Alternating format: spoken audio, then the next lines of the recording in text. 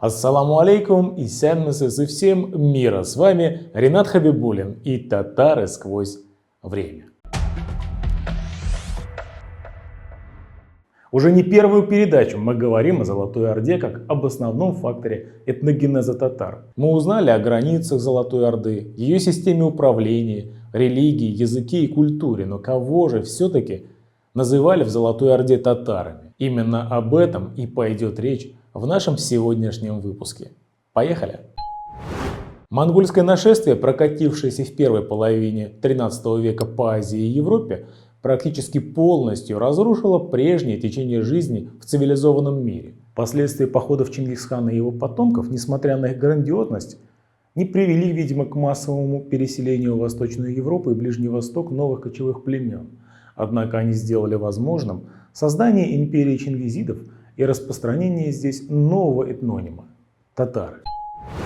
Обширные завоевания, производимые монгольскими ханами, разрушение привычного порядка и возникновение в короткий срок новых империй вызвали у современников шок и стремление понять и больше узнать о таинственных пришельцах. И первое, что они выяснили, было их имя – татары. Это название просвещенные авторы Востока и Европы пытались объяснить в мифических образах. Они связывали их происхождение с легендарными народами Гога и Магога в христианской традиции, или Яджудж и Маджудж восточный, которые были изгнаны Александром Македонским на край света. Европейцы, однако, нередко переосмысливали их имя как выходцев из Тартара, то есть из преисподней. Эти параллели, благодаря трудам многих известных историков XIII века, например, Матфея Парижского или Роджера Бекона, глубоко врезались в общественное сознание европейских народов. В конце XIII века европейцы, в основном благодаря путешественникам,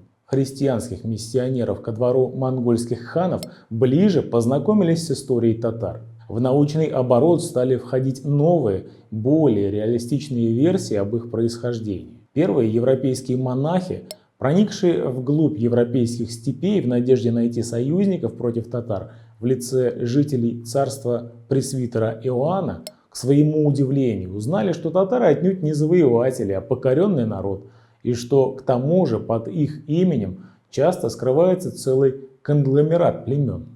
Упоминается, к примеру, такой отрывок из письма францисканца Юлия. Он говорит: «Во всех завоеванных царствах они, то есть завоеватели, без промедления убивали князей и вельмож, которые внушали опасения, что когда-нибудь могут оказать какое-либо сопротивление. Годных для битвы воинов и поселян они, вооруживши, посылают против воли воевать впереди себя. Другие же поселяне, менее способные к бою, остаются для обработки земли и обязывают тех впредь именоваться татарами». Другой путешественник, Плато Карпини, побывавший в папском посольстве при дворе великого хана в Каракамуре, даже назвал свой трактат «История монголов», именуемых нами татарами. В тексте своей истории он употребляет название татары по отношению к завоевателям, как более привычные для европейцев. Об этом же свидетельствует и Гильем де Рубрук, который, основываясь, видимо, на рассказах самих монголов из Каракамура, пишет, что они не желают именоваться христианами, желая свое название, то есть Муал. Не желают они называться и татарами, которые были другим народом. О татарах же он узнал следующее. Это было одно из племен, живших рядом с Муал и способствовавших возвышению Чингисхана, которых он повсюду посылал впереди, и отсюда распространилось их имя, так как везде кричали: «Вот идут татары». Но в недавних частых войнах почти все они были перебиты, отсюда упомянутые муалы хотят возвысить именно свое имя. Это известие стало популярным в Европе, о чем говорят практически дословные повторения в ряде историко-географических сочинений. В конце 13-го, начале 14 веков в Монголии и Китае побывал целый ряд купцов и деятелей католической церкви, оставив свои описания увиденного, среди которых особенно выделяются книги Марко Поло. Он дал самые точные описания, и эти описания использовались политиками, купцами и картографами вплоть до 16 века. Между тем, Марко Поло постоянно называет всех жителей империи чингизидов татарами, если это, конечно, не исправление последующих переписчиков. Но как бы то ни было ясно, что европейцы, даже хорошо знавшие реалии жизни в Монголии, Следуя, видимо, традиции, часто называли ее жителей татарами и только изредка монголами.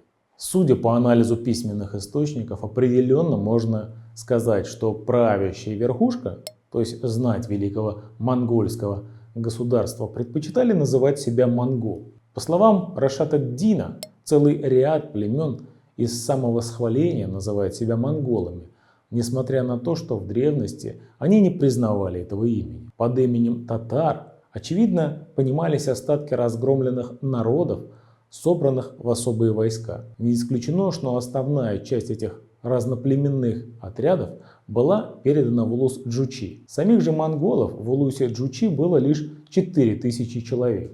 Остальные были из войск русских, кыпчакских, черкесских, маджарских и прочих. Несомненно, что еще на этапе формирования первоначального ядра империи монголы тесно соприкасались с тюрками, которые входили в состав их державы и участвовали в завоевательных походах чингизидов. Особенно сильны были, видимо, позиции тюрков в улусе Джучи, где часть племен найманов, уйгур, конглов и ангутов приняли участие в формировании Золотой Орды.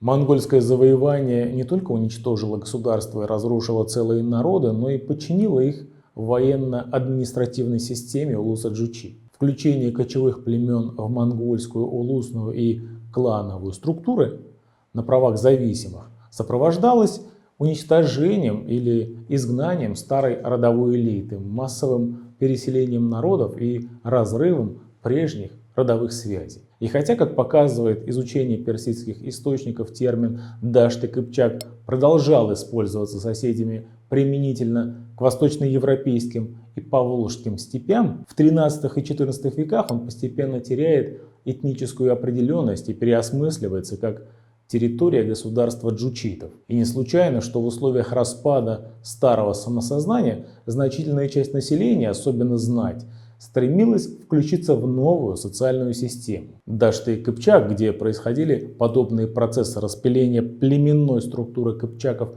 и новой консолидации населения степи, стянутого скрепами монгольской этнополитической системы, общим этнонимом становится татар. Об этом свидетельствует в частности записи Рашада ад-Дина. Он говорит: вследствие силы и могущества татар в стране киргизов, киларов и башкир в Даште-Кыпчаке, в северных от него районах у арабских племен в Сирии, Египте и Марокко, все тюркские племена называются татарами. Улус Джучи объединил значительное количество тюрко-монгольских кланов, между которыми, в соответствии с генеалогической близостью к роду Чингисхана, была установлена определенная иерархия, закрепленная в исторической традиции. Создание иерархии кланов во главе с джучитами трактовалось не просто как учреждение государства, а как акт творения, упорядочения микрокосма. Закрепление этой исторической традиции в письменной, а позднее устной, фольклорной форме делало ее общепризнанной и легитимной. Данная историческая традиция выработала основной набор мифологем и стала идеологическим обоснованием формирования нового татарского этнополитического самосознания. Наибольшее распространение оно приобрело в среде родовой и чиновничьей знати, большей части мусульманизированной, находившейся в вассальной зависимости от джучитов и включенной в клановую и улусную систему, часто ведшую кочевой образ жизни. Добившись независимости от монгольской империи, улус Джучи получил необходимые рычаги для выработки и конструирования собственной державной исторической традиции. После официального принятия ислама в качестве государственной религии, улус Джучи приобрел опору мусульманской историографической и философской системы, обогатившись новыми мотивами и символами. В отличие от идеологии целого ряда тюркских государств, с расплывчатой социальной структурой и неразрывной государственной традицией, золотоордынская державная идеология, так называемая своеобразная политическая теология, стала мощным всплеском тюркско-татарского самосознания. Ее парадигма этнополитической идеологии оказалась настолько авторитетной, что поглотила менее приспособленные и более слабые мифологемы предшествующих эпох. Это определило на многие века дальнейшее развитие тюркской историко-политической мысли позднесредневековых государств и народов Евразии. Татарская историческая традиция оказалась настолько сильной, что после распада улуса Джучи вошла составной частью в локальные исторические традиции различных татарских государств XIV-XVII веков. В XIV и XV веках термин «татары» укоренился и активно использовался, имея многозначительную семантику, которую можно свести к нескольким смысловым блокам. Улус Джучи как государство татар. В этом смысле его употребляют арабские авторы, русские летописи и европейские путешественники, а также народный эпос Адыгей. Такое стойкое употребление термина в различных источниках заставляет считать, что оно передает одно из названий страны и служит определением ее и живущих здесь народов по правящему татарскому клану. Ко второму смысловому блоку можно отнести понятие татары как слой военно-политической знати. Доказательством служат сведения из арабских источников, которые сообщают о прибытии в Египет в период правления Бейбарса значительного количества кыпчакских эмиров племен Таксоба, которых они называли племенем из кыпчакских татар, пытаясь, видимо, объяснить этим их принадлежность к местной знати. Об этом свидетельствует также и Ибн Халдун, который говорит, что племя Таксоба из татар. Важно отметить, что уже в конце XIII века имя одного из самых известных кыпчакских родов говорит о вытеснении старого самосознания новым татарским, подчеркивая принадлежность к более важной на то время общности и знати. Эти же процессы были характерны для оседлых областей улуса Джучи, в том числе на Руси и в Булгарии. Например, многие исконно русские, княжеские и боярские рода начинают включать в свои генеалогии мифических татарских царевичей. Однако более важным следует признать данные из эпоса Адыгей, непосредственно отражавшие этнополитическое самосознание определенной части населения Поволжья и Приуралья в XIV-XV веках. Здесь главный герой неоднократно хвалится принадлежностью к славному татарскому роду. Подобное татарское самосознание опиралось в первую очередь на принадлежность к военно-феодальному сословию, мусульманской цивилизации и кочевому, как правило, образу жизни. Подобное самоопределение, скреплявшее единство золотоордынской элиты, не исчезло с распадом государства, а сохранилось именно в качестве социального термина. Это обозначение военнослуживой знати бытовало в Поволжье вплоть до XVII века и было зафиксировано в русских источниках под термином «служилые татары». Анализ его показывает, что под ним современники понимали не этнос, а феодальную прослойку нерусских, главным образом мусульманских феодалов, резко противопоставлявших себя тягловым слоям населения. К третьему смысловому блоку можно отнести татар как преимущественно кочевой тюркоязычный народ.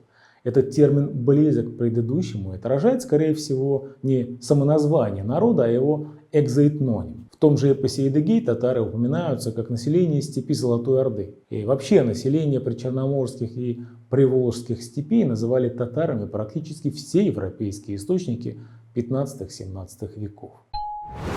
Итак, можно отметить несколько этапов употребления термина «татары». В предмонгольский период он употреблялся в степях Центральной Азии в отношении разных этносов, контактировавших с могущественным союзом татарских племен. После разгрома татар Чингисханом и включения их в монгольское государство, их имя все же сохраняет престижность и распространяется среди других завоеванных монголами народов. В степях Восточной Европы, где после монгольского завоевания были уничтожены правящие рода, разорваны границы государств, перемешаны племена и народы, установлена новая улусная система, этноним татары активно внедряется в сознание народа, особенно военнослужилой знати. Позднее, в XV-XVI веках, этот термин употребляется уже в качестве синонима улуса Джучи, как обозначение господствующей элиты и кочевого народа вообще, и также как противопоставление его носителей основным народам.